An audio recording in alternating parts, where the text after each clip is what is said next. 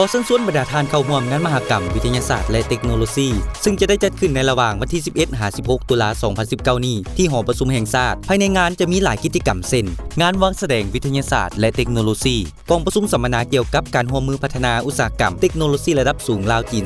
2019 กองประชุมเวียกงานวิทยาศาสตร์และเทคโนโลยีทั่วประเทศครั้งที่ 3 กองประชุมสัมมนาระดับชาติเกี่ยวกับการพัฒนาวิทยาศาสตร์และเทคโนโลยีในยุคอุตสาหกรรม